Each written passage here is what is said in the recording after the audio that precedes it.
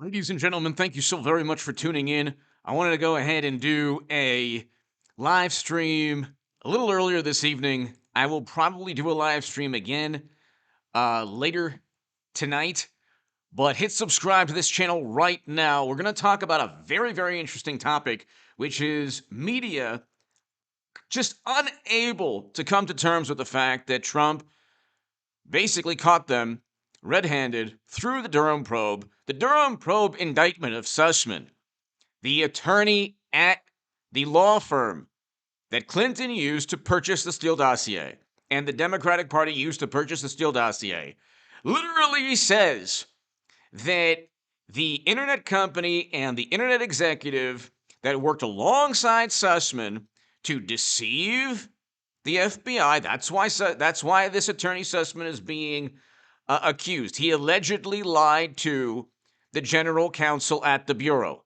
That's exactly what he is being accused of in the indictment. Okay?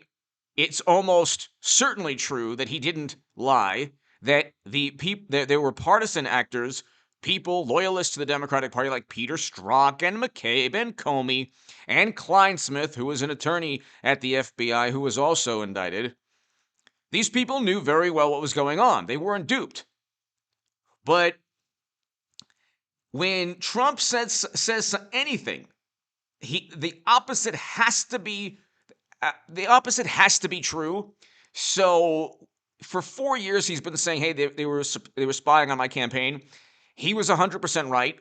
The indictment shows this. We'll read it. We will talk about how, and even this NBC News article talks about it.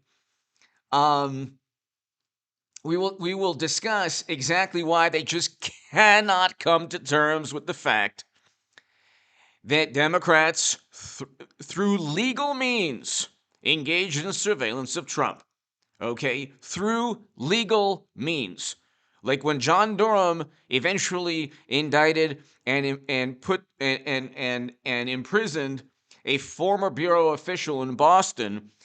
The top agent in Boston who was working with Whitey Bulger and tipping off the criminal organization there,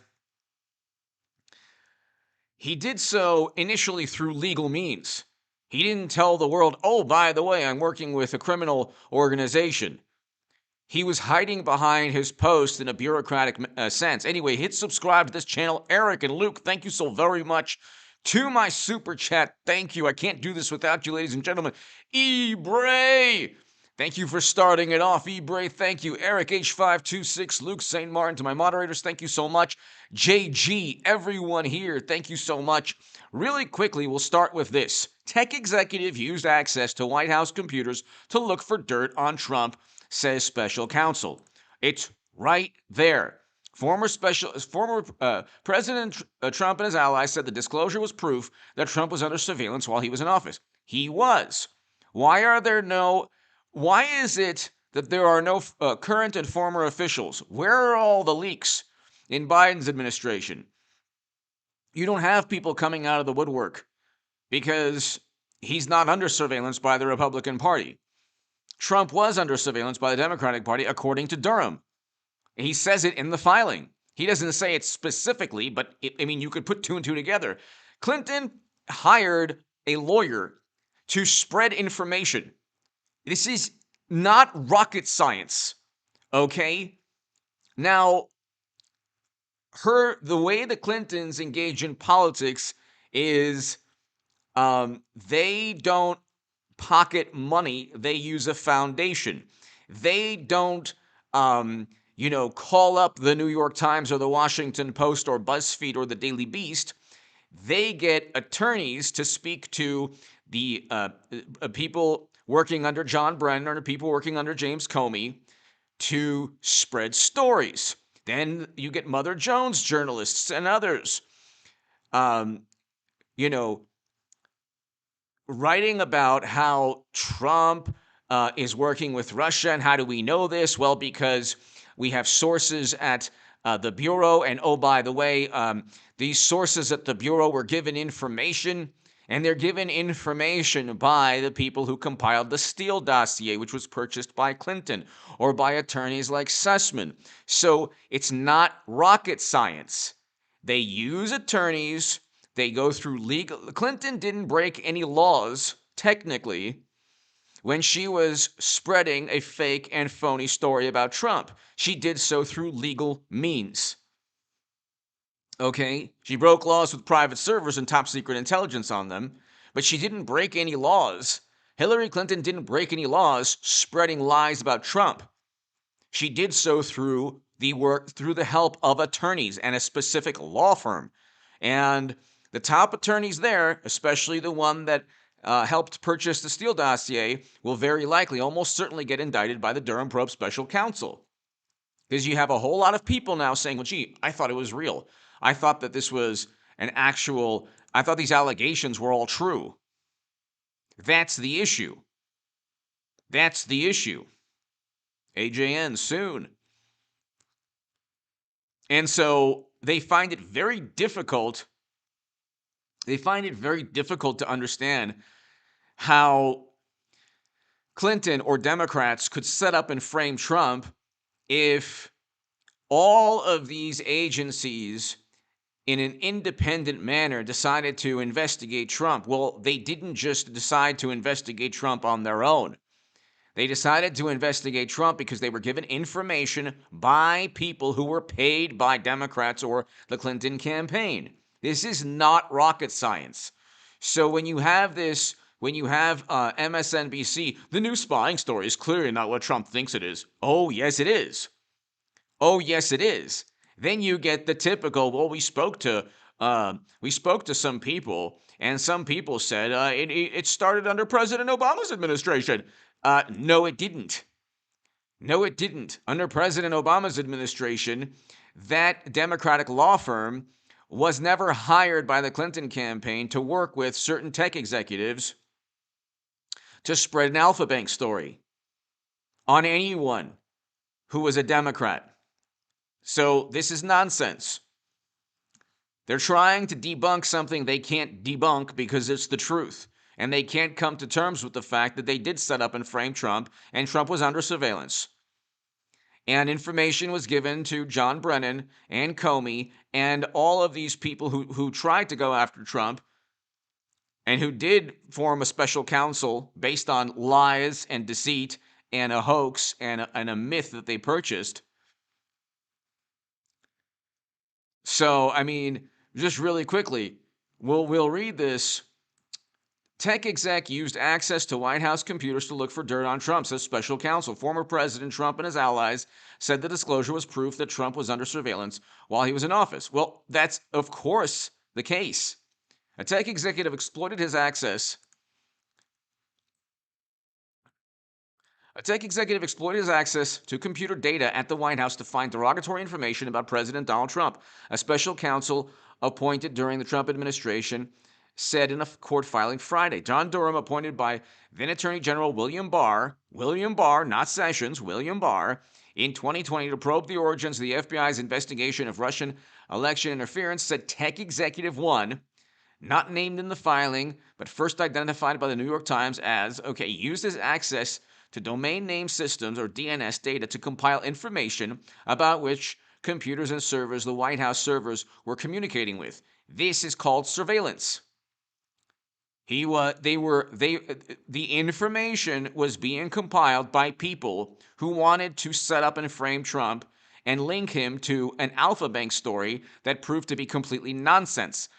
That is exactly what media and Democrats, the Washington Post or MSNBC, they don't want to come to terms with that because they would never in a million years allow Trump or Republicans to do the same thing to Democrats.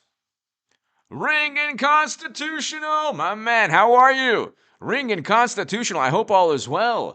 I hope you're doing well, thank you. Happy New Year. Ring and Constitutional, thank you so much. Pete, hello.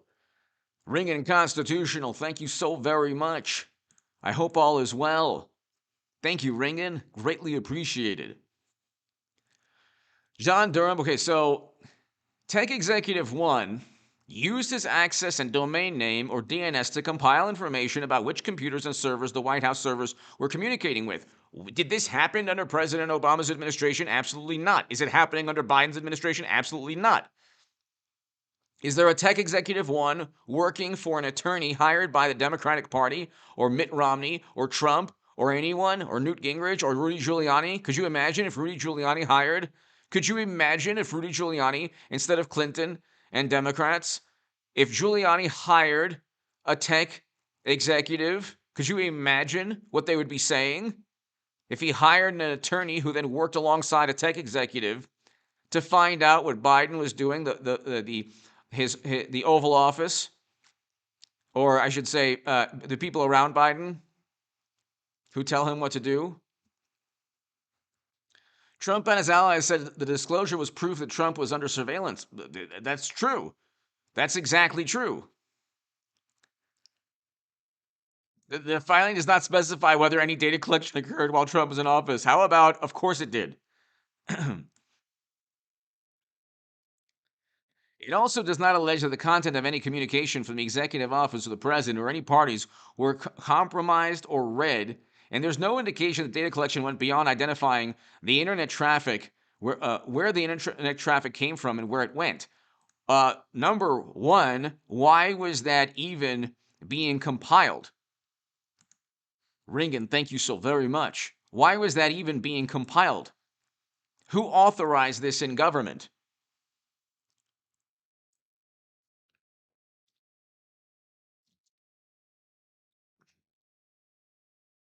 And then cybersecurity expert told NBC News that what Tech Executive 1 appeared to have been doing was a search for domain names and addresses to which computer it tried to connect. Why was he even doing this? He was doing this on behalf of the Clinton campaign, working alongside an attorney who literally is indicted for apparently or allegedly lying to the FBI. So, and so they say, well, we don't know how much information was gathered. If any information was gathered at all, that's a problem.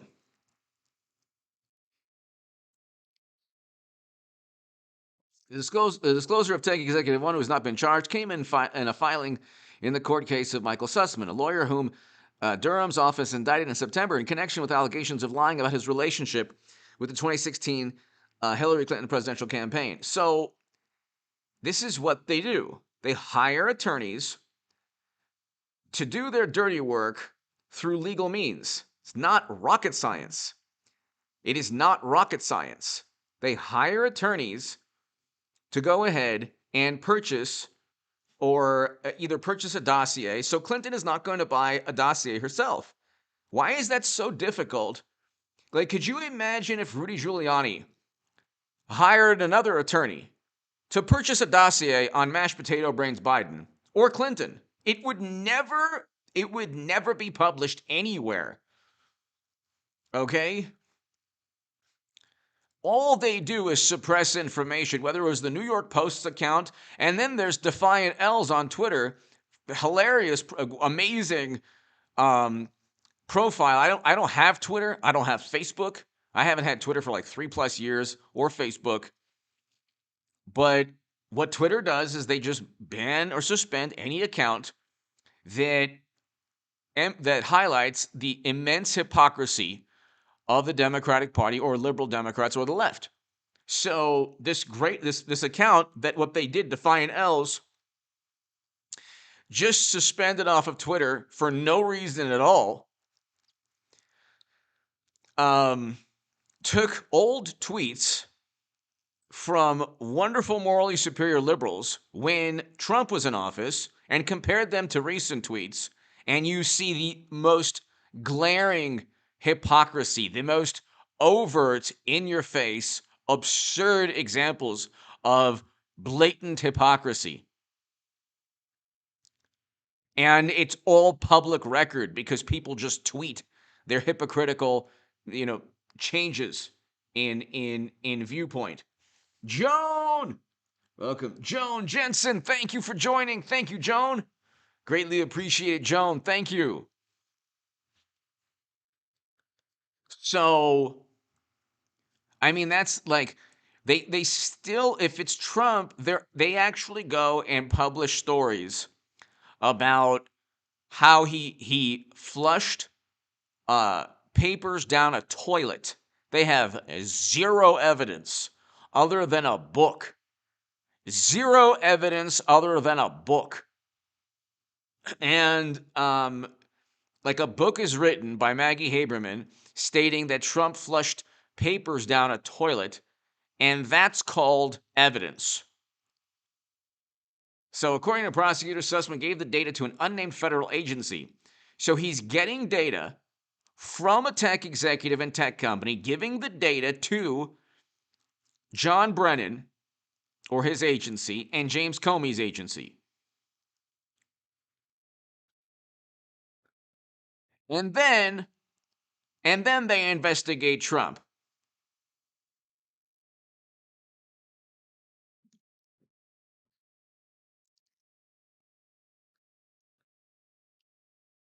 And so um,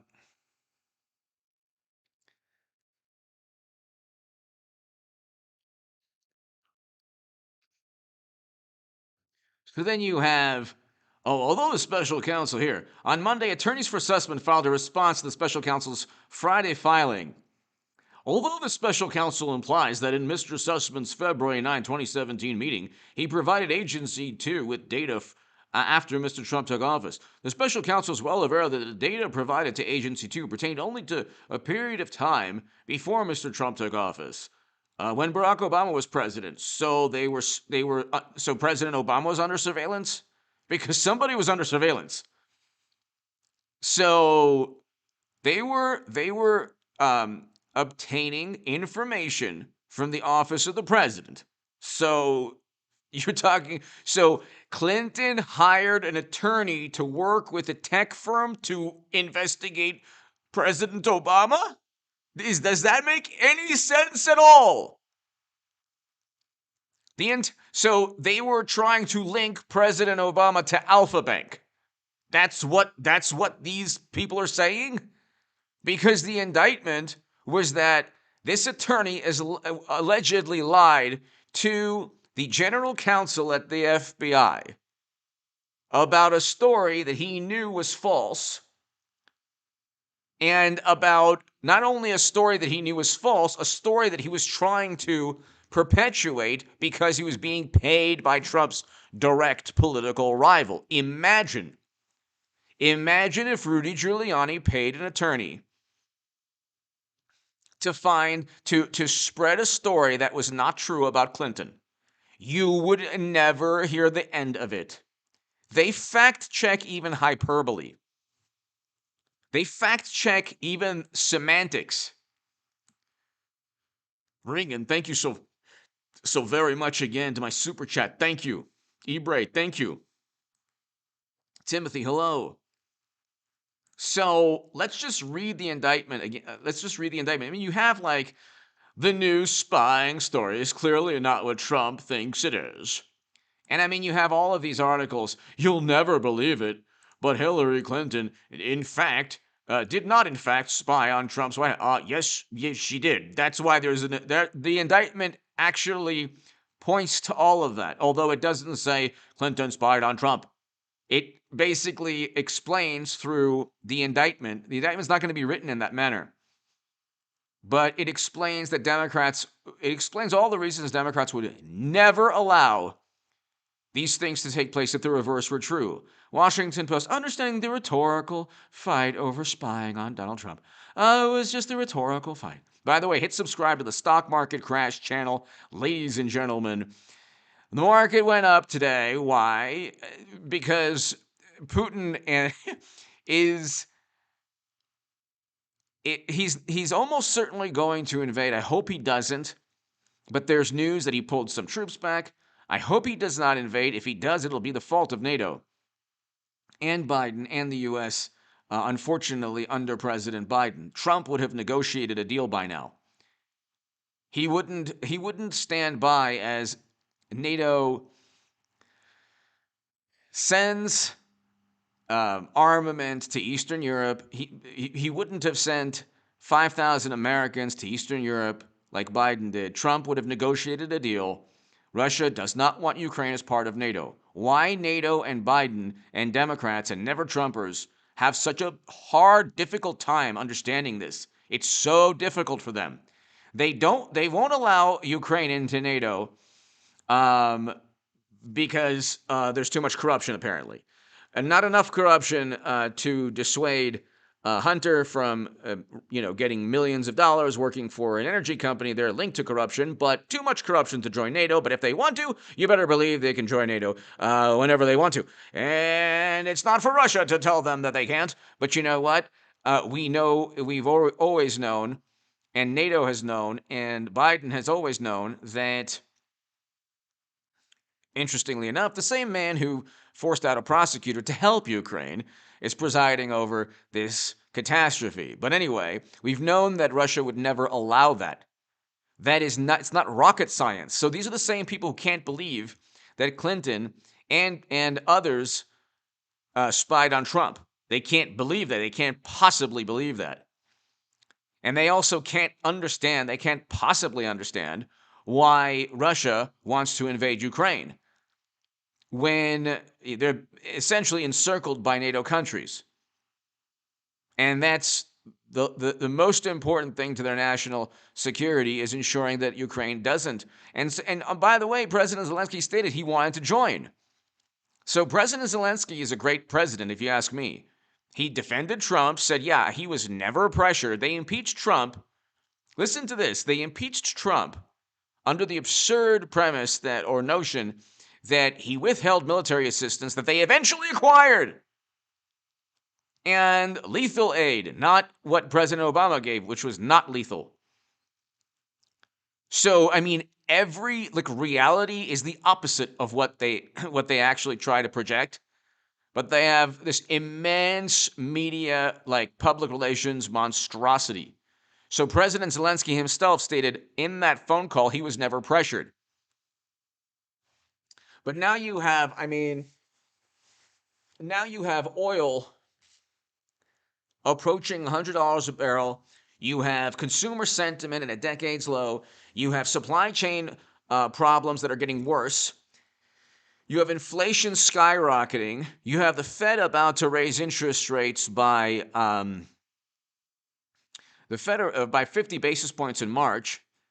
And I wrote about this in The Federalist in October. I said there's going to be a devastating stock market crash, and we're seeing that right now. We are seeing that right now. It's a slow motion market crash, but we're going to unfortunately see the 2,000 to 3,000 point drops in the Dow. I do believe Bitcoin is going to get down to $10,000 per coin, unfortunately. And I think that we are basically skating on thin ice in terms of the economy. And that was because Democrats, again, pushed into the U.S. economy. Never consulted economists, by the way, but the wonderful experts and authorities and bureaucrats and officials that they cared about said definitely end the economy. It'll keep you safe. Then they obsessed over you-know-what for 2 more years. So the stock market crash channel will be below. Hit subscribe there. But so really quickly, we will go ahead and right now,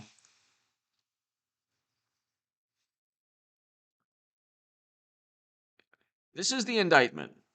Okay, you ask yourself if they would allow the reverse in or about late 2016.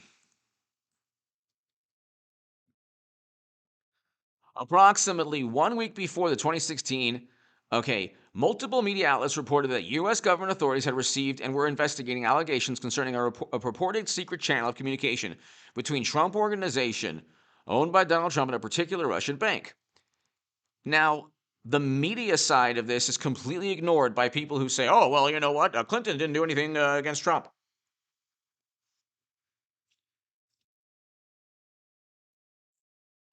The media side of things, media is like 60 to 70% of all of this. They did not want Trump, so they would pursue these fake and phony stories. And they didn't care if they were baseless claims, because any claim against Trump is never baseless. There's always the possibility that there could be some truth to it, even if there's no evidence at all. Meanwhile, you have mashed potato brains literally telling the world, you will not get $1 billion in aid if you don't force out this prosecutor. And in the story he's telling, the Ukrainians are saying, you don't have that authority. And Mashed Potato Brains is so proud of himself, and he says, go and call President Obama. He's literally being accused by officials in Ukraine of not having the authority to strong-arm another government into forcing out another government official. And it just so happens, what a coinkydink, what a coincidence, that Hunter was working for the company that this official is said to have been investigating or might have investigated. Gee, you can't put 2 and 2 together there. God forbid. You know what? You got to impeach Trump for that. How dare he put 2 and 2 together? But the Alpha Bank story with Trump, you know what? It's credible. Then they found out it's completely nonsense. There was no truth to it. The truth about them is so glaring. It's so in your face. What they do is they have to project. And the advantages they have is they have virtually all of media, except Fox News. They have all of media saying the same thing.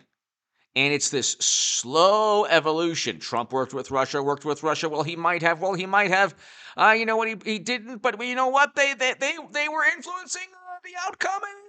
It's never ending. The volume is always on level 11.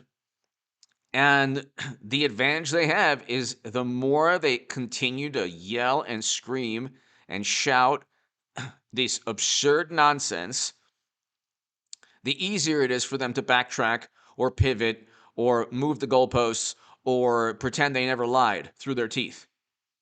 And this is why nobody trusts media.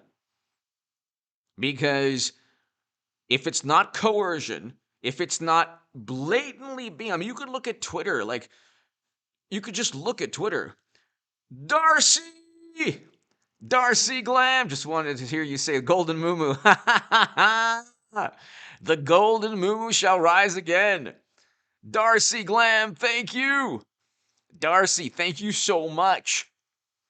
The Golden Moo is going to run again, I believe, in 2024. If not 2028, then 2032, 2036, 2040, 2044, 2048. Thank you so much, Darcy. Greatly appreciated. Greatly appreciated. To my super chat, thank you. Darcy, I hope all is well. Thank you so much. But let's continue this. So, according to articles published by major newspapers, intelligence officials possessed information concerning what cyber experts said appeared to be mysterious computer back channel between Trump Organization and Russian Bank One. Now, this is how the media lies. These are overt lies or lies by omission. They come out with a story that said cyber experts found a back channel. What they don't tell you is that the cyber expert was working with an attorney literally paid by Clinton. So the reverse would be Giuliani or the MyPillow CEO or Donald Trump Jr. or Eric Trump hiring an attorney to work with a tech company to find information on Clinton's servers, and then the Washington Post and the New York Times and BuzzFeed and the Daily Beast would then run stories based on what those experts, cybersecurity experts, talked about or found, who actually happened to be working with an attorney paid by Giuliani or Eric Trump or Donald Trump Jr. They would never allow that to be published. They would never allow any social media algorithm to talk about it. It would be viewed as Russian disinformation. And that's, I mean, it's so overt. You have to be a complete imbecile to believe these lies.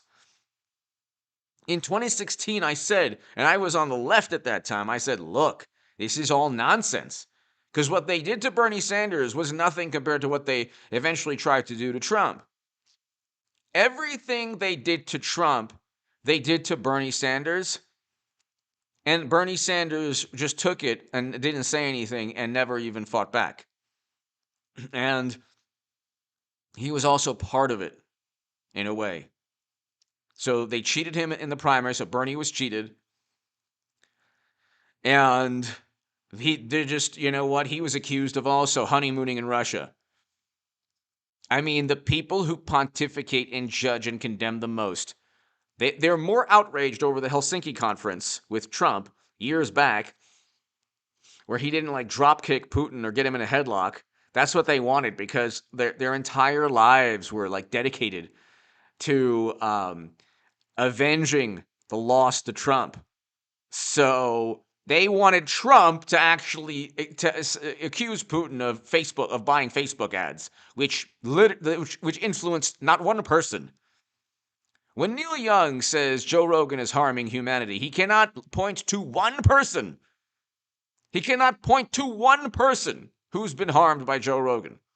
Similarly, when people say, oh, you know, Russia wanted Trump, you cannot find one person who didn't vote for Madam Secretary because of a Facebook ad. This is all theoretical nonsense by people who were sore losers and couldn't stand losing,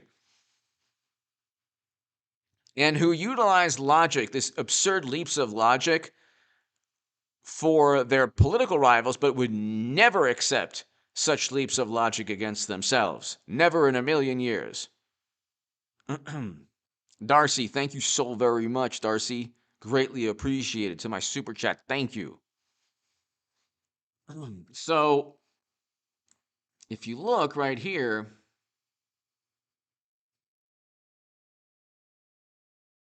the FBI, in fact, initiated an investigation of these allegations.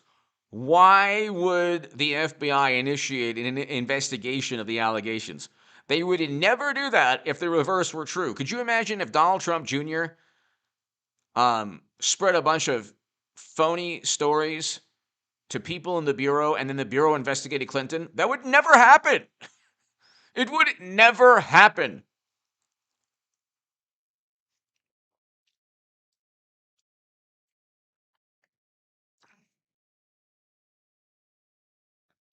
So then you have the FBI, in fact, initiated an investigation of these allegations in response to a meeting with Michael Sussmann, the defendant, a lawyer at a major international law firm, Law Firm 1, requested and held with the Bureau General Counsel on or about September 19, 2016. So this is like even before Trump won. This is even before Trump defeated Clinton. They were just doing everything possible to set him up. Sussmann provided the general counsel with 3 white papers, along with data files allegedly containing evidence supporting the existence of this purported secret communication channel. The white papers were compiled with help from the tech executive. So there you go. During the meeting, Sussmann lied about the capacity in which he was providing. Okay, so he was working with Clinton. In fact, and is alleged in further detail below, this statement was intentionally false and misleading. In assembling and conveying these allegations, Sussmann acted on behalf of specific clients, namely a U.S. technology industry executive at a U.S. internet company and the Hillary Clinton presidential campaign. So he was working on behalf of Tech Executive One. So when Tech Executive One and Internet Company One are compiling data on Trump, they're working alongside, or the attorney hired by Clinton is working on behalf of U.S. Tech Executive One and Internet Company One and the Clinton campaign. So they're all working together for the same cause, to undermine and set up Trump. It's not difficult. If the reverse, always just ask if the reverse were true, would they allow that? Would they allow the reverse to be true? I mean, would they allow the reverse to take place? In compiling and analyzing the Russian bank allegations, Tech Executive One had exploited his access to non-public data at multiple internet companies to conduct opposing research concerning Trump. So this has nothing to do with President Obama's administration. So the rebuttal that, well, you know, this all this started during President Obama's administration. Tech Executive One had exploited his access to non-public data at multiple internet companies to conduct opposition research concerning Trump. It's right there. I'm reading the indictment. So, I mean, how does Vanity Fair come up with, you'll never believe it, but Hillary Clinton did not, in fact, spy on Trump's White House? Literally the opposite of that is true. Literally the opposite of that is true. In compiling and analyzing the Russia bank allegations, Tech Executive One had exploited his access to non-public data at multiple internet companies to conduct opposing research concerning Trump. All of the opposing research is nonsense. In furtherance of these efforts, Tech Executive One had enlisted and was continuing to enlist the assistance of researchers at a U.S.-based university who were receiving and analyzing internet data in connection with a pending federal government cybersecurity contract. They were using tax dollars to basically set up Trump. And Sussmann, Tech Executive One, and Law Firm One had coordinated and were continuing to coordinate with representatives and agents of the Clinton campaign with regard to the data and written materials that Sussmann gave to the FBI and media. How on earth do these publications, MSNBC, the new spying story is clearly not what Trump thinks it is? I mean, you couldn't get it. They're so they relish. They wallow in ignorance. It's unbelievable. They're so overly confident. It's almost as if the more they're proven wrong, the more right they think they are. I mean, it's unbelievable. They indulge in this like blatant ignorance. Oh, well, yeah, it's not exactly what Trump thinks it is. Oh, man, it's pretty much exactly what Trump thinks it is. So Trump was right yet again. And they were wrong yet again. I mean, it's right here in the indictment.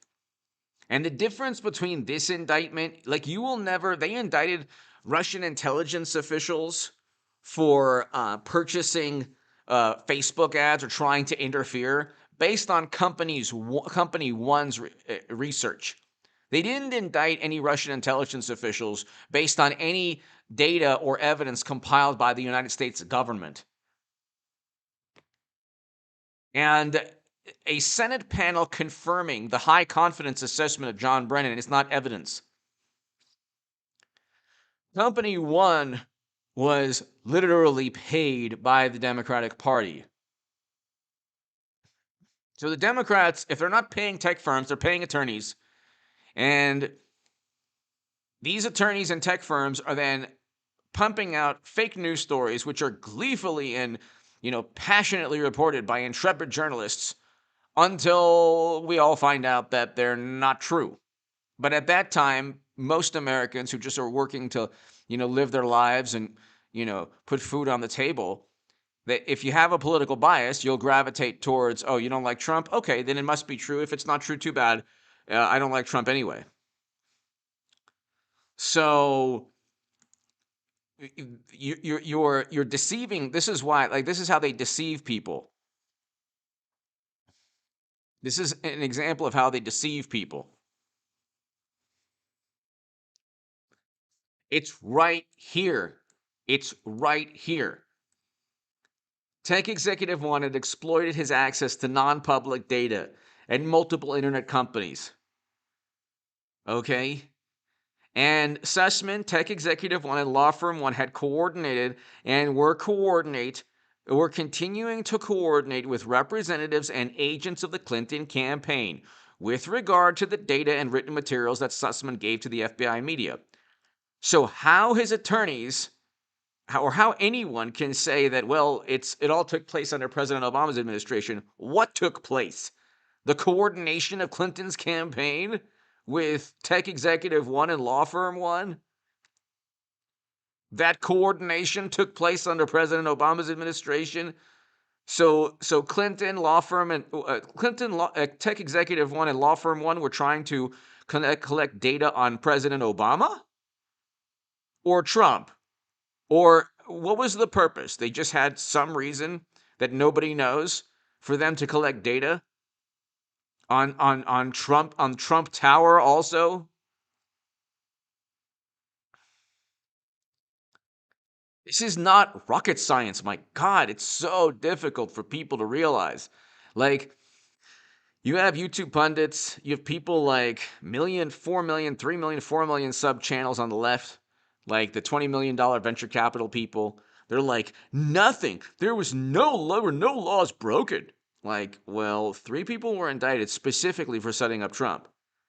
The only people indicted during the Mueller probe were people who allegedly lied to Peter Strzok, who was kicked out of not only kicked out of the Mueller probe because of anti-Trump text messages, but kicked out of the bureau also. I mean, Peter Strzok did not want Trump to be president. That's not rocket science either. None of this is difficult to understand. It's very simple. You have media siding with one political side. They will believe any allegation against Trump. They will push back and react in horror if any allegation is leveled against Biden or Clinton. And that's the world we live in. And that's when people say the country is divided or Trump divides the country. Trump doesn't care what you think. I mean, he's not perfect. Okay, sometimes he pushes the rhetoric a little bit too far, but he's not perfect. Nobody is. But one thing, he's not an authoritarian. The true authoritarians are people like Trudeau and mashed potato brains Biden, and like you have the true authoritarians are morally superior liberals who want to silence you, crush you if you disagree, crush you, intimidate you. Oh my God, ruin your life, mock you and disparage you and write hit pieces on you. If you disagree with the mainstream, there will be endless hit pieces. If you side with the mainstream, you'll be fine. And they'll be like, if you're Christopher Steele, could you imagine if Christopher Steele compiled a dossier against Biden? He would never. You would only see hit pieces. But before we realized, well, we always knew the Steele dossier was nonsense. But before it was officially known that it was complete utter nonsense, it was how Steele compiled the breakthrough dossier. British intelligence officer compiles dossier on Trump and Trump's threat to democracy. I mean, this is a fantasy world. And also the thing is, most Americans don't trust media. Half of the electorate votes for Trump. So without media, Jimmy Kimmel doesn't work as a comedian or a talk show host. He's literally just working as a Democratic operative who happens to interview celebrities. If you don't have all of late night media, if you don't have Trevor Noah, Jimmy Kimmel, like comedians, if you don't have every social media algorithm, when is the last time Twitter suspended a left-leaning account? Perimeter! Thank you, Perimeter. Greatly appreciated. Thank you. Perimeter, thank you, as always, for watching. Thank you. To my super chat, thank you. You have to understand, the Durham probe special counsel, it's a special counsel. I keep telling people, what have I been saying? I said, look, you can pretty much correlate. You could pretty much correlate the economy, rampant inflation, oil prices, energy prices, geopolitical, conflicts. You can correlate all of that to the indictments, the Durham probe special counsel indictments. Unfortunately, the worse this economy gets, the more unstable the world becomes, the more the Durham probe special counsel will expand. People want answers. Over half the country wants answers. They set up and framed Trump. This is not difficult to understand. It's only difficult if you're a morally superior liberal Democrat who can't possibly admit that you utilized intelligence agencies to frame an incoming candidate. And that's what an authoritarian does. Look at the liberal Democrats in this country want to silence people. They're horrified and outraged all the time about everything. And that's like they relish. They're so gleeful when they find a tweet from 10 years ago. Only when it's a conservative or a person. Perimeter! Thank you, Perimeter. Thank you. Perimeter, thank you. To my super chat, thank you. They want to go ahead. Perimeter, thank you so much.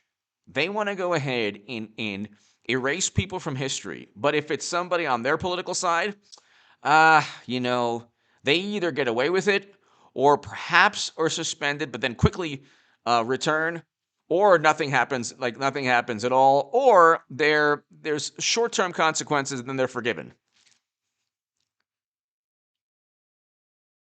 This is a fleeting moment, people. This is a fleeting moment in American history. Do not think for a second that the media, that media or late night or Democrats or Hollywood, they're always going to be, controlling social media algorithms,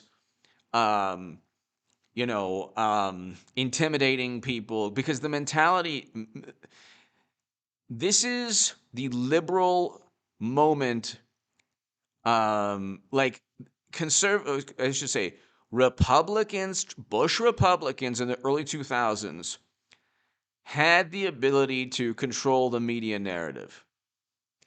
Now you have liberal Democrats with the ability to control the media narrative. Perimeter! Thank you, Perimeter! Greatly appreciated. Thank you, sir. I hope all is well. Perimeter, thank you. Greatly, greatly, greatly appreciated. Thank you. Thank you, Perimeter. To my super chat, thank you so very much. Perimeter, thank you. This is a fleeting moment in time, ladies and gentlemen. The economy is going to get worse.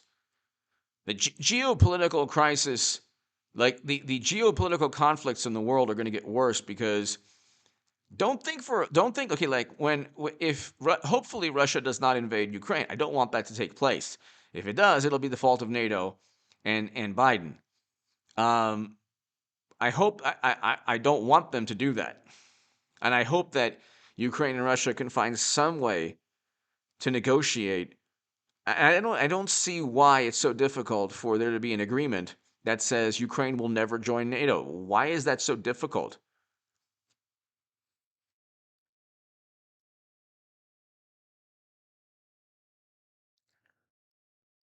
Why is that so difficult of a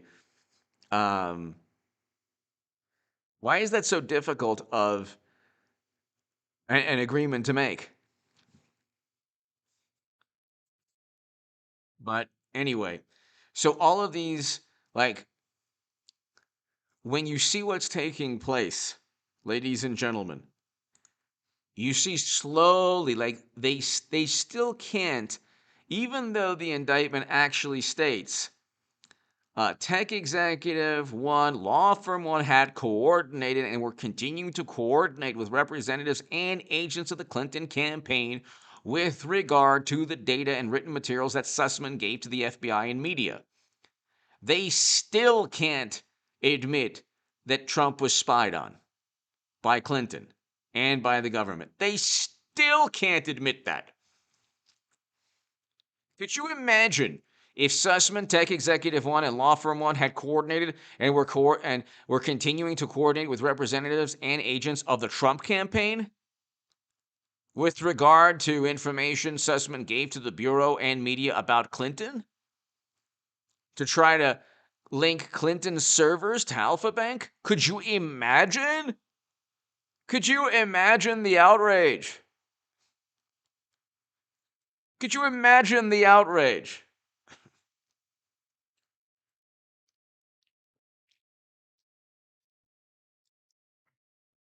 JG! Thank you so much. Hats off to HA for your tireless dedication to the truth. JG, it is an honor to have you here. Thank you so much, sir. Perimeter, thank you. JG, Darcy, everybody here, thank you. Ringen, thank you. JG, I hope all is well.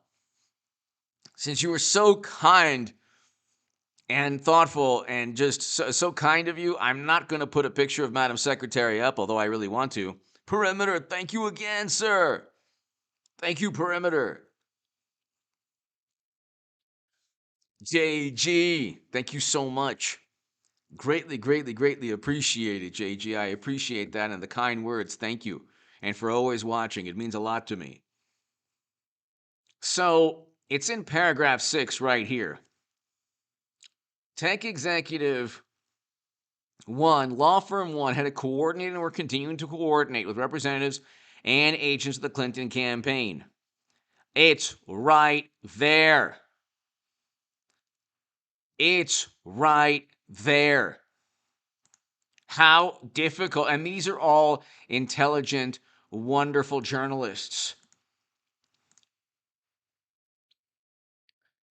And then you get headlines, Vanity Fair, you'll never believe it, but Hillary Clinton did not, in fact, spy on Trump's campaign. Except, Tech Executive 1 and Law Firm 1 had coordinated, continuing to coordinate with representatives and agents of the Clinton campaign with regard to the data and written materials that Sussman gave to the FBI media. Aside from that, there was no coordination.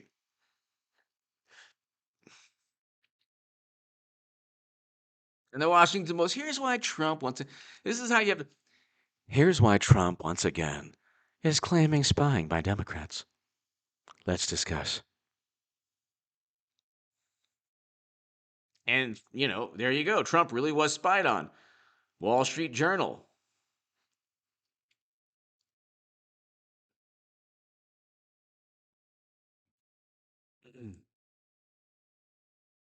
So,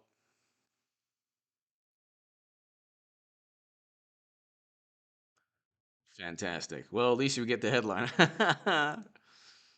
Oh, JG, I promised. Okay, hold on.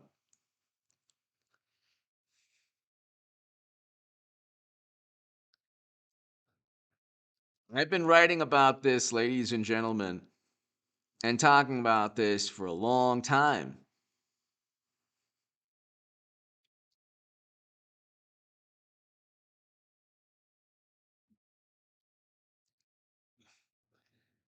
And it's like, John, wish I could send physical silver. Thank you for your excellence. John, thank you. Thank you, John.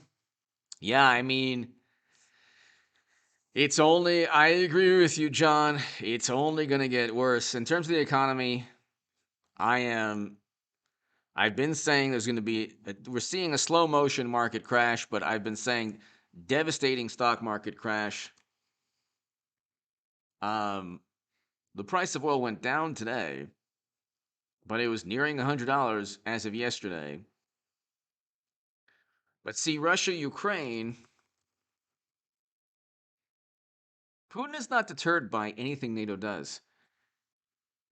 They have nuclear weapons. You can't deter somebody who has nuclear weapons. You can't deter them militarily. Maybe in terms of sanctions, but Russia supplies Europe with 30 to 40% of its oil and natural gas.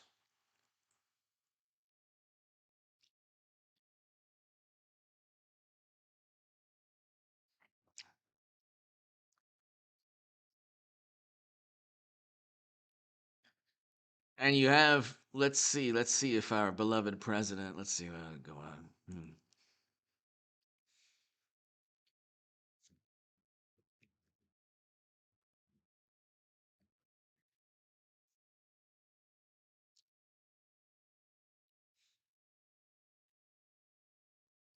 Okay, hold on one second.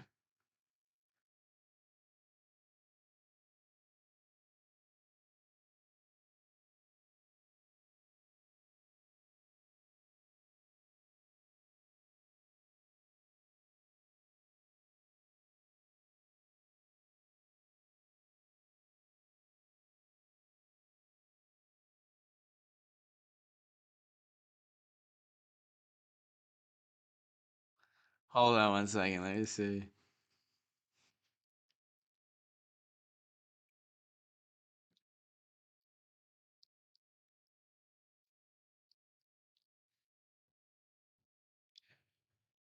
Next up, President Biden's thrilling address on Russia Ukraine.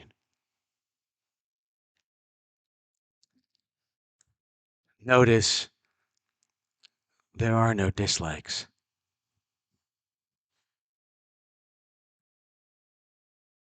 Ow, like, can I not see? Here, hold on a second.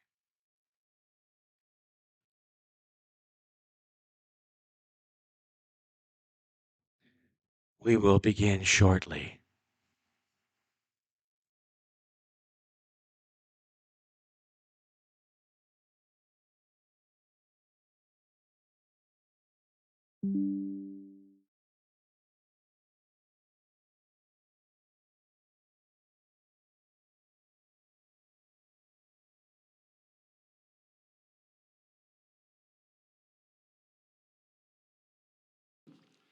The United States is prepared no matter what happens. We are ready with diplomacy to be engaged in diplomacy with Russia and our allies and partners to improve stability and security in Europe as a whole. And we are ready to respond decisively to Russian attack on Ukraine, which is still a possibility. Though all the events of the last few weeks and months, this has been our approach, and it remains our approach now. So today I want to speak to the American people about the situation on the ground, the steps we've taken, the actions we're prepared to take, and what's at stake for us and the world, and how this may impact on us here at home. For weeks now, together with our allies and partners, my administration has engaged in non-stop diplomacy. Non-stop diplomacy. Why did you wait until there were over 100,000 Russian soldiers at the Ukrainian border? Why didn't you begin diplomacy months back? You knew what was taking place. They don't want Ukraine as part of NATO. So why don't you just broker a deal where Ukraine doesn't become part of NATO, where that's in writing, and then Ukraine gets, certain national security objectives that it wants. This isn't rocket science. None of this is difficult to understand, even for mashed potato brains. This weekend, I spoke again with President Putin to make clear that we are ready to keep pursuing high-level diplomacy, to reach written understandings among Russia, the United States, and the nations of Europe to address legitimate security concerns, if that's his wish. Their security concerns and ours. President Putin and I agreed that our team should continue to engage toward this end, along with our European allies and partners. Yesterday, the Russian government publicly proposed to continue the diplomacy. I agree. What was that? What is that even? What? What does the closed caption say? Hold on one second. The United States and the nations of Europe to address legitimate security concerns, if that's his wish. Their security concerns and ours. President Putin and I agreed that our team should continue to engage toward this end, along with our European allies and partners. Yesterday, the Russian government publicly proposed to continue the diplomacy. Public proposed? The Russian government publicly proposed? Maybe. I agree. We should give the diplomacy every chance to succeed. And I believe there are real ways to address our respect.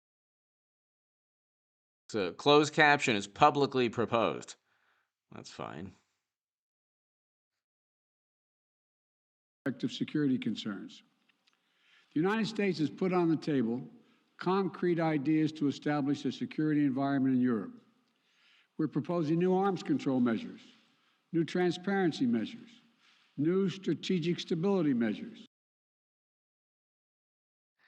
He's proposing all of these measures, and the other day, a nuclear-armed sub was chased off. One of our subs was chased off by the Russian Navy. And we have the best military, the best Navy, the best Air Force, the best Marines, the best special forces in the world. Okay? It's not the fault of the sailors in the submarine. Okay? But these things happen when you have a leader like Joe Biden at the helm. He botched the Doha Agreement. The whole world saw that. It called for a May 1st, 2021 withdrawal. Again, it's not rocket science. None of this is difficult. None of this is difficult to understand. 13 Americans should be alive today. It's directly the fault of mashed potato brains. He did not abide by an agreement that was agreed upon by all the parties for a May 1st, 2021 withdrawal. He didn't withdraw by then. He didn't even really know what he was doing up until a couple of weeks before in August.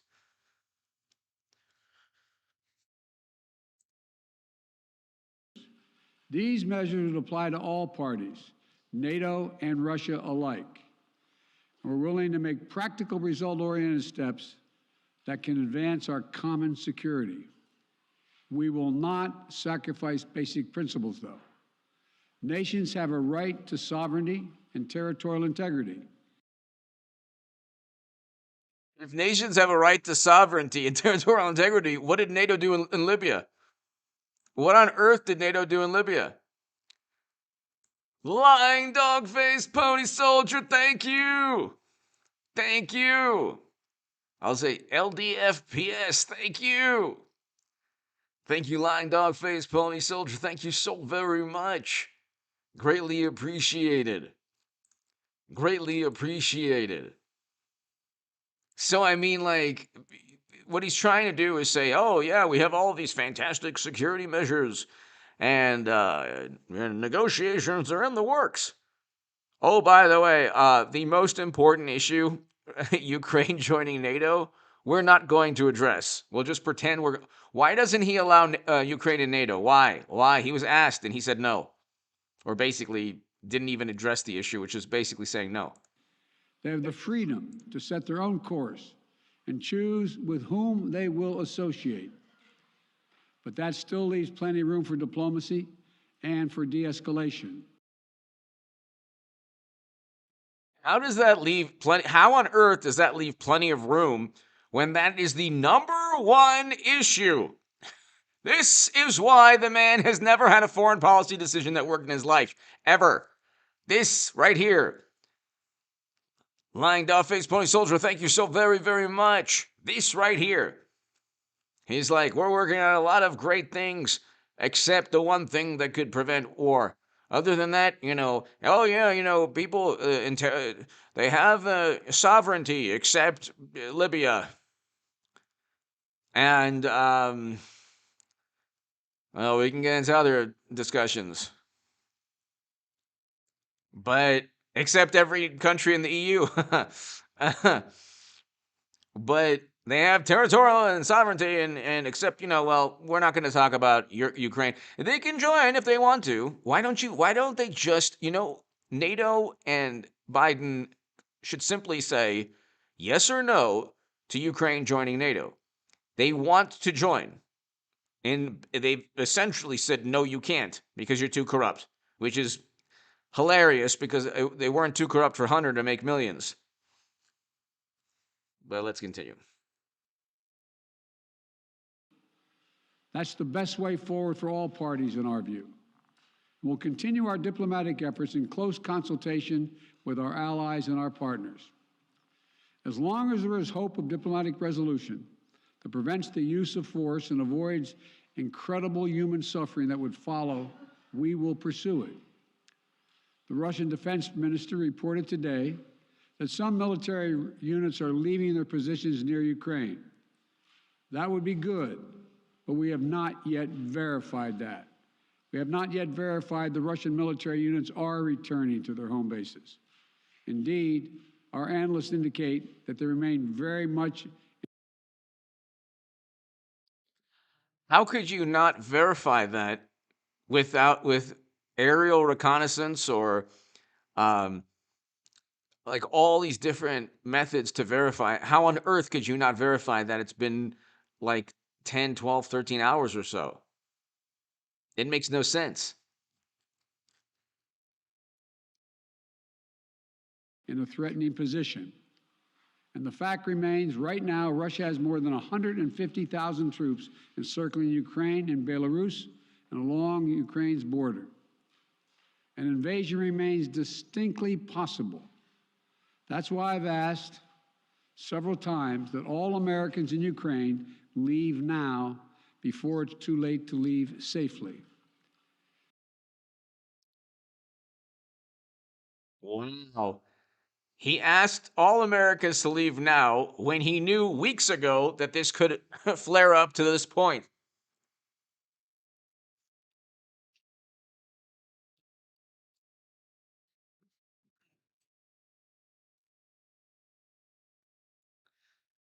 This is just typical.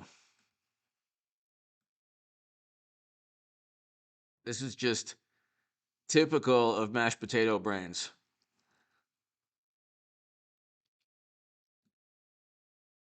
Russia aims to ward off NATO. Really? I don't think they care at all. There's something called mutually assured destruction. Again, a basic understanding of history. You don't have to be an historian. Just to understand basic, like if you're over 40 years old, or even if you're over 35 years old, or 36 or 37, you know. Ed from Queens, nonstop.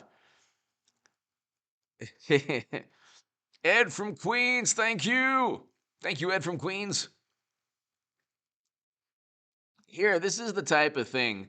Like if it was Trump, oh my God, it would be like the end of the increasingly complicated Russia-Ukraine crisis. Explained.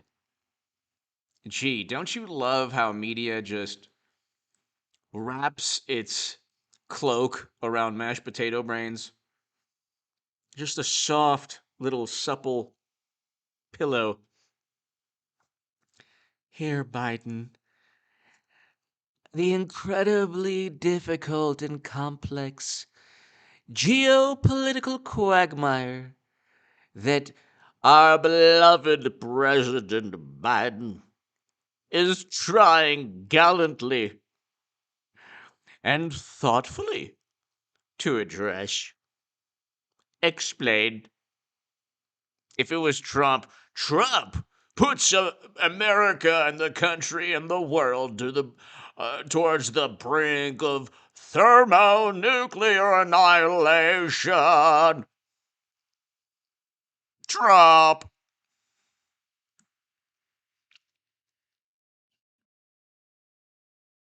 I mean, it's just unbelievable. Let's see. Look at this. It's unbelievable. This is Reuters. They would never do this if it was Trump. Biden to Putin. Hey, step back, man. Come on now, man. Step back from the brink. Step back from the brink. USA Biden says invasion still distinctly possible.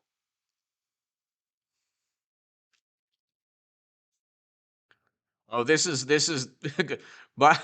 Biden warns of risk to U.S. economy from fallout. Yeah, that would be a bad thing. It's true.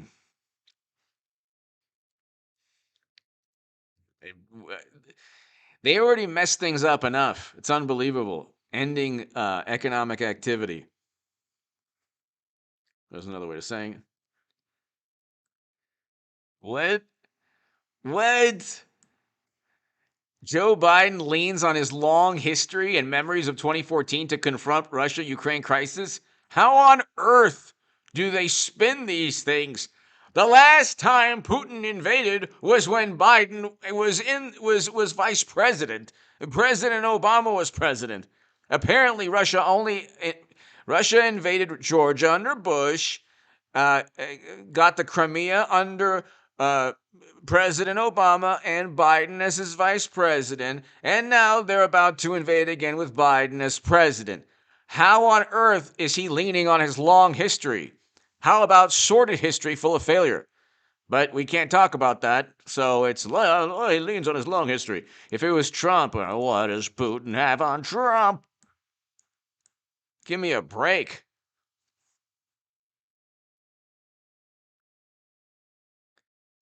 We don't have state run media. We have media aligned with the state, which is pretty much state run media. It's not run technically by the state, but they're so aligned with the state, it's unbelievable.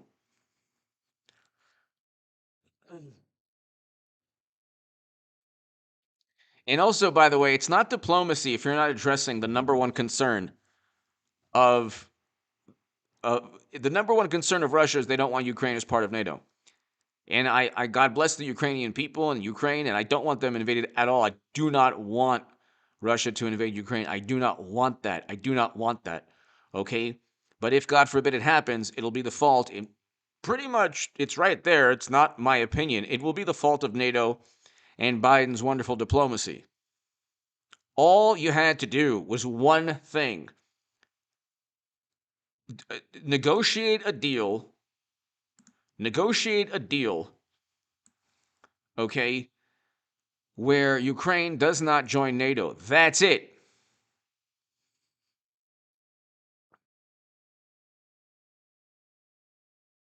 Sheila, thank you. Thank you for the kind words.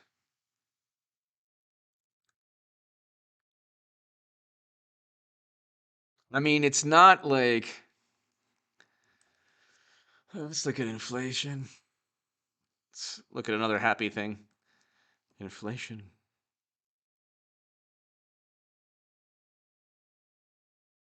Wholesale prices jumped 9.7%. Wow.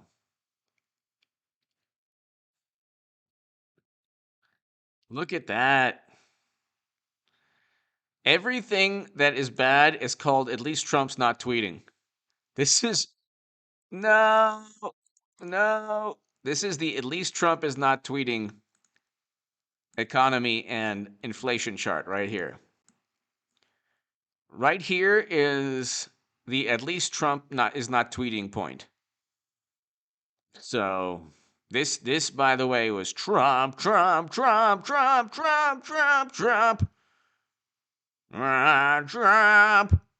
At least he's not tweeting. Inflation less than 3%, 2%, and wholesale inflation. Trump tweeting, not tweeting.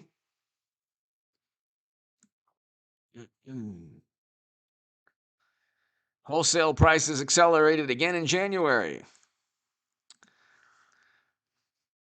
As strong consumer demand and supply chain snarls continue to fuel the highest inflation in decades. Wow, what a good life. Inflation highest in decades. Russia is almost certainly going to invade Ukraine. Unfortunately, I hope that doesn't happen.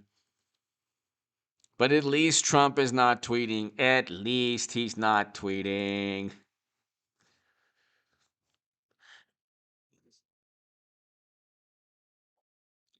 And then you get this thing like, oh, well, the Fed, they're going to raise, they might not raise interest rates as high as they say, and it's like, well, either way, you're going to have a devastating stock market crash. Whether it's when we're seeing it in slow motion, but whether it's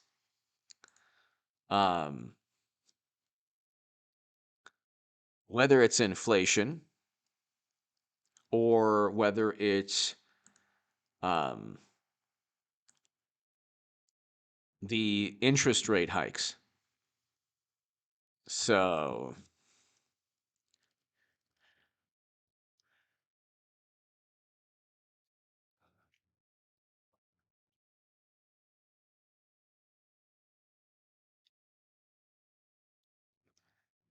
in March, they keep saying, "Oh, it's priced in. It's priced in."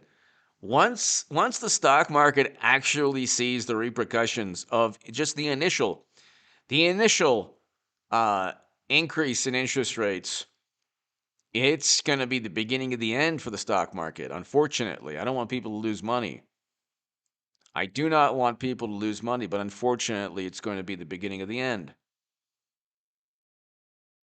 And I mean, I don't want people to lose money, but that's unfortunately what's going to take place. I mean, again, I don't want people to lose money, but let's see, inflation.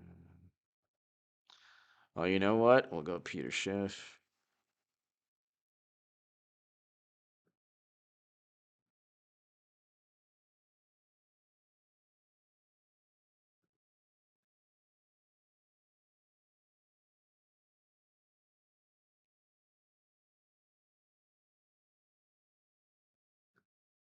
All right, so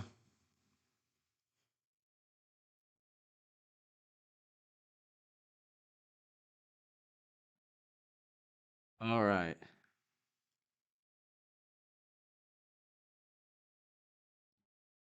So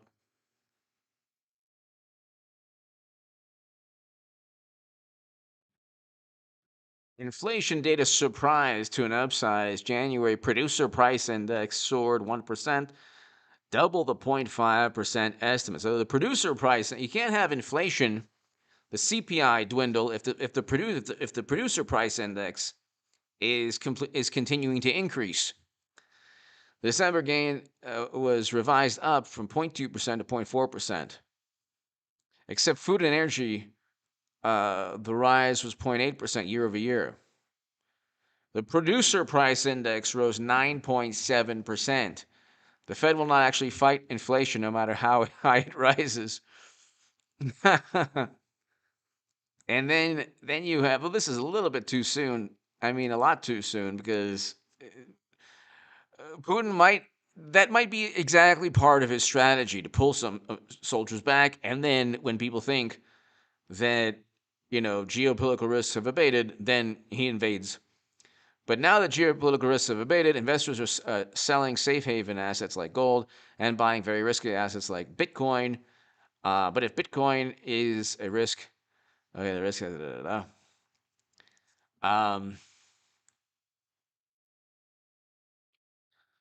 Okay.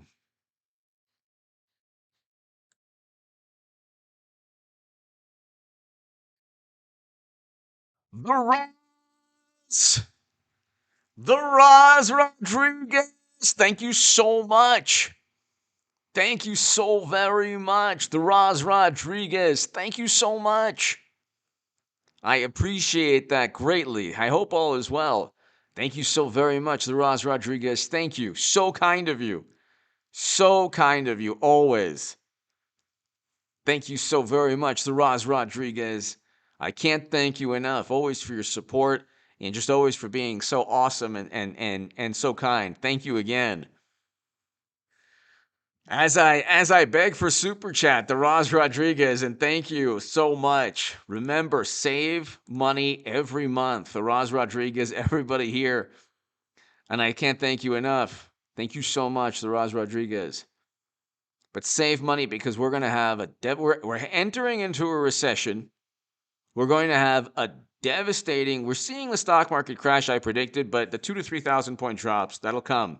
The catalyst could be a number of things, unfortunately. I don't want people to lose money. I don't want even the furthest left, most morally superior liberal Democrat who thinks Trump is a menace to democracy. I don't want that person to lose money. I don't want anyone to lose money. But it's going to be bad. I think Bitcoin's going to drop to 10,000. It's up now. But see, with social media and people, investing is now only emotion. That is just not good. That is not good. The Roz Rodriguez, thank you so much. Ed from Queens. Independent Ukraine inherited roughly a Moscow station on its soil. Wow. Ed from Queens, thank you.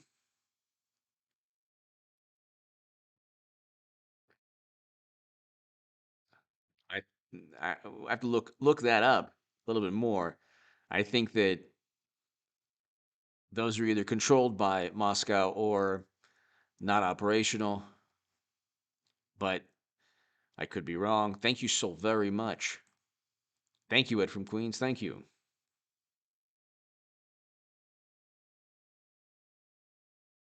So let's see.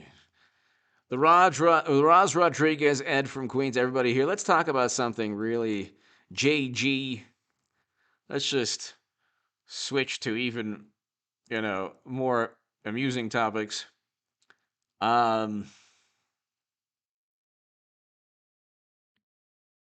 NATO faced with Moscow's terrifying plot for a 7-day, wow,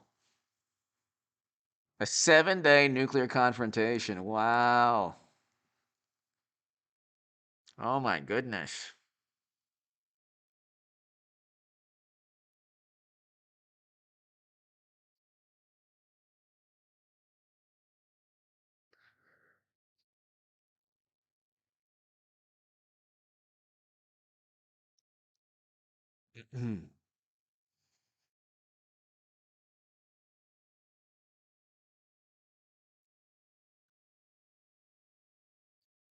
So, I'm not gonna, why is it so difficult to kind of read this? Okay, let me just go to another. Russia cuts gas supply. What? That's an old article. Um, let's see here. The Roz Rodriguez, thank you. Ed from Queens, thank you. All right, let's see.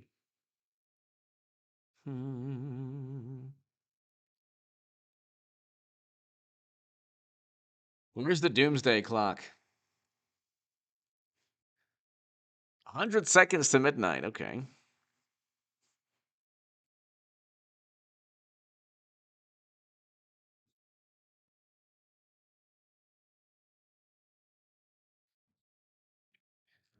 All right.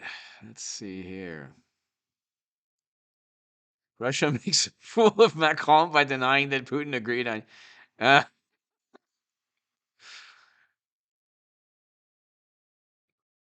could you imagine if, like, Macron and Trudeau and Hunter and Joe,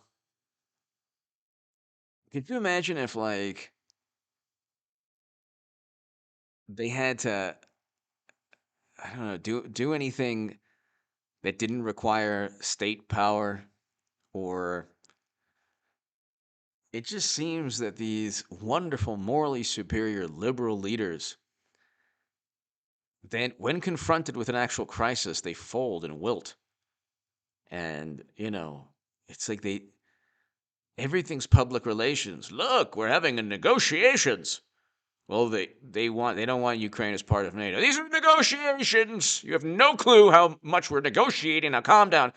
Trump would have just, developed, negotiated a deal where Ukraine is not promises never to join NATO, but Ukraine gets some guarantees and, some of its national security issues addressed. No, we're negotiating, and that's not possible.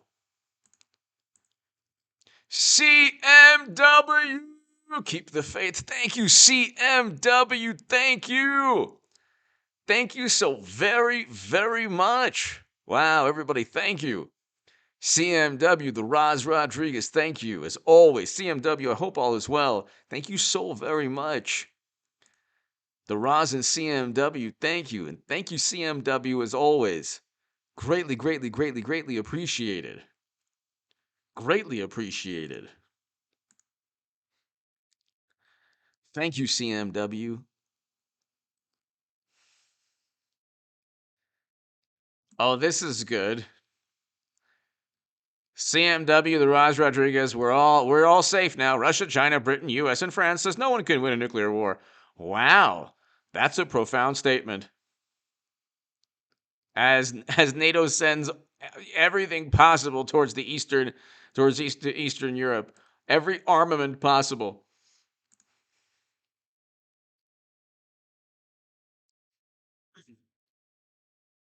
And then you have U.S. defense to do its work for us. Nuclear war can be won. There you go. CMW, thank you. Thank you.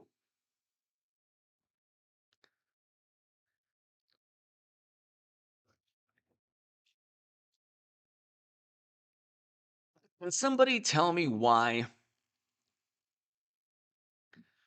Why is there an economist image? You have the president who's least like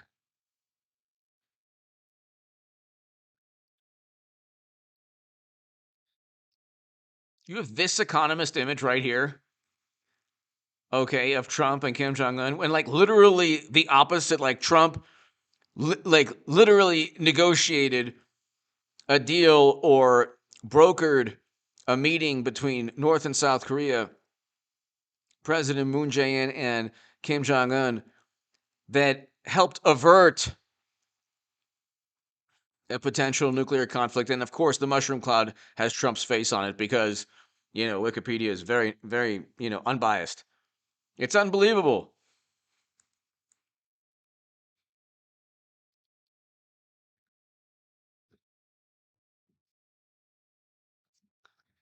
So let's see. CMW, thank you again. Roz Rodriguez, thank you. Russia says some troops withdrawing from Ukraine border. This is almost certainly, that is almost certainly a psychological ploy. Liana Bond! When I felt compelled to follow suit, just not as grand. Liana, it's greatly appreciated. Greatly, greatly appreciated. And I appreciate your support greatly. Thank you. Thank you, Liana. CMW, the Roz Rodriguez, thank you. Liana, thank you, and I appreciate you watching. Thank you very, very much. Greatly appreciated. We did pretty well tonight, ladies and gentlemen. 400 to 5, wait, over 500 viewers, I think, at one point. That's pretty good. I'm punching above my weight. I mean, we're almost at 200,000 subs. Tell your friends.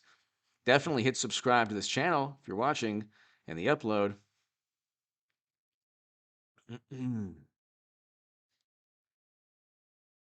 So, this is interesting.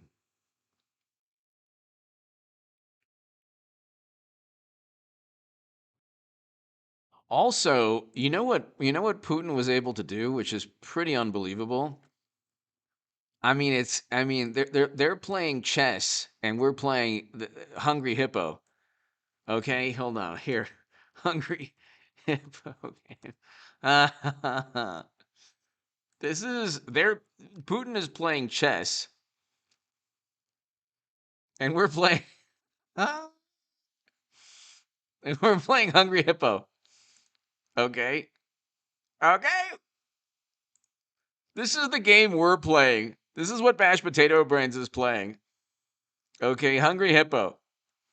They're playing fantastic game, by the way. This is like a 50-year-old game, something like that. Um, they're playing chess, and here's what he was able to do. So hopefully he doesn't invade Ukraine, but he probably, unfortunately, will. Um, Unfortunately, I do not want that to happen. I do not want that to happen, but it'll be the fault of Biden's wonderful diplomacy, which doesn't address the actual problem. Um, Here, NATO, Eastern Europe.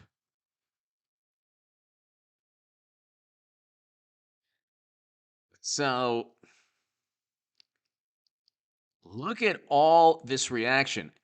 It's not, none of this is free. NATO allies send more ships, jets to enhance, deploy. Here's where the alliance forces are deployed across Eastern Europe.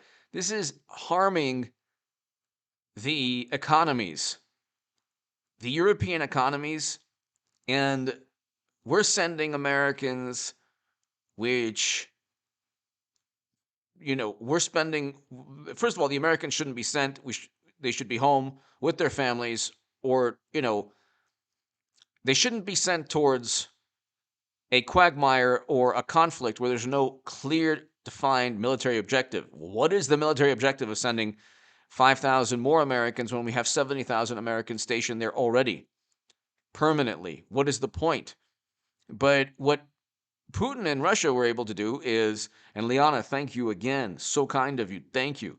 What Putin and Russia were able to do is the following.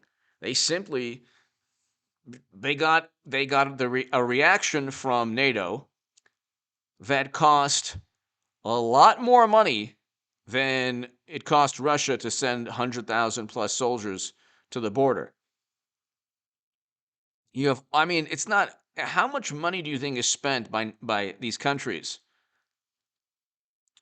sending ships and armament and soldiers and surveillance and being on high alert every second?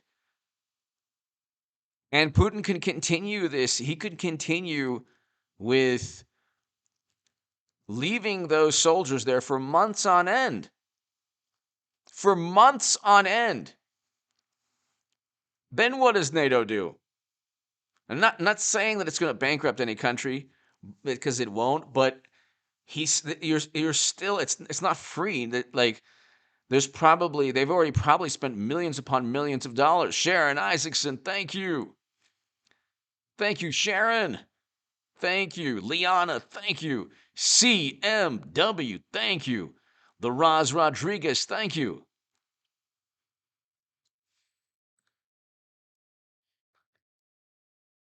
I mean, you're spending millions of dollars a day. I mean, probably tens of millions. Well, let's say millions upon millions of dollars a day. You have all of NATO sending armament, to countries in Eastern Europe. You're probably spending millions upon millions of dollars. So where's the money coming from?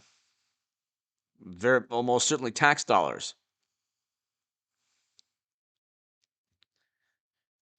Here you have NATO steps up readiness in Eastern Europe.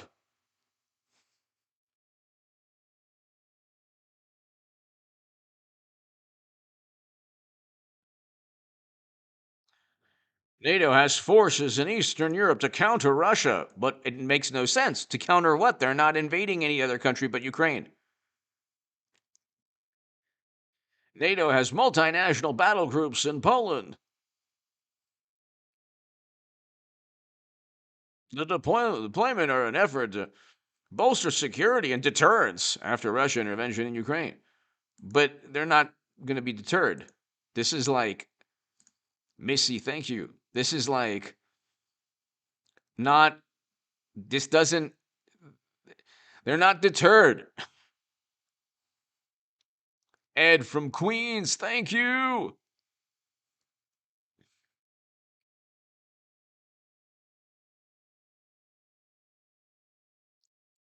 I mean, it just makes no sense. It makes no sense. I mean, it really, really makes no sense at all.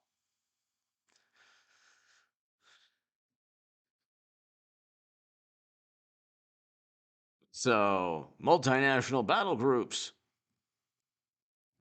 What is the purpose, though? You're not.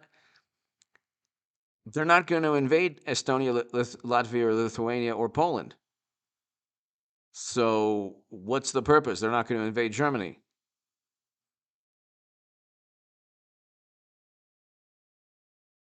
It would be interesting to find out how many tens of millions or hundreds of millions of dollars all of this cost. And this is while, by the way, European economies are suffering from high energy costs.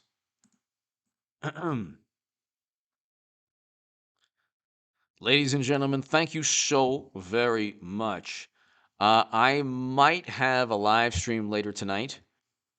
It might be like around 11 p.m. Pacific if you're up. Be here at 11 p.m. Pacific, people. I'll have a pretty quick live stream at 11 p.m. Pacific, everybody. So, ladies and gentlemen, thank you so very much. CMW, the Roz Rodriguez, Liana, everyone here, JG, everyone here, a Ring and Constitutional. Thank you as always. People, thank you so very Ed from Queens, Eric and Luke, thank you so very much. I'll be back at around 11 p.m. Pacific tonight. Be here then. Great live stream, everybody. Thank you so very much. And Herschel Ballard, thank you so much. Herschel Ballard, thank you. Eliza, hello. Herschel, thank you so very, very much. Greatly, greatly appreciated. Thanks, everybody. I'll be back at around 11 p.m. Pacific. Thanks, everybody. Bray, thank you as always.